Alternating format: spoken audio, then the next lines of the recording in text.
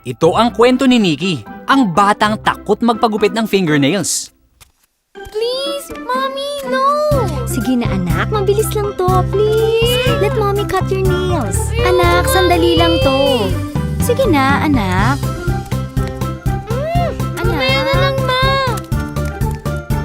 Anak, halika na. Hindi naman to masakit eh. Tsaka maganda ka malinis. Ayoko magpagupit ng nails. Anak, where are you? Anak? No, Mommy! Nikki! Anak? Asan ka ba, anak? Nikki, anak, hindi naman to masakit. Halika na, maganda nga tingnan kapag ka malinis ang kuko, anak. Ay. Sa kakaayaw niya, humaba ng humaba ang kuko ni Nikki. Tuloy, di na niya magawa ang dati niyang gustong ginagawa. Cyber! Halika, laro tayo! Cyber? Naku, nasaktan ko kaya si Cyber? Gutom na ako. Buti na lang may fries. Pero, hala, ang hirap niyang kunin. Paano kaya to? Maghahanda na akong pumunta ng school. Oh no, ang hirap magsuklay. Sumasabit ang buhok ko, aray. Ha? Naku, ganito pala pag mahaba ang mga kuko. Ha? Oh no.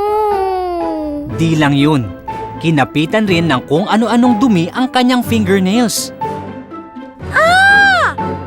Kailangan ko na yata talagang putulin ang kuko ko. Mommy! At mula nun, na-realize ni Nikki ang kahalagahan ng maikli at malinis na fingernails.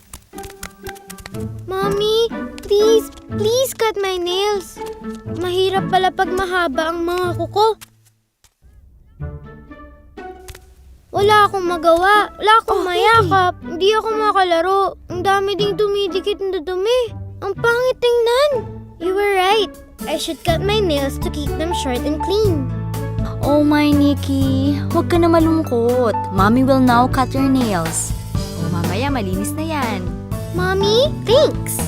Tahan na. Okay lang yan, anak. O diba, mas maganda pag maikli ang nails? Nakikipaglaro na ulit sa akin si Cyber.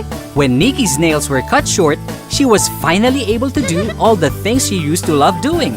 So Nikki and her 10 fingers lived happily ever after.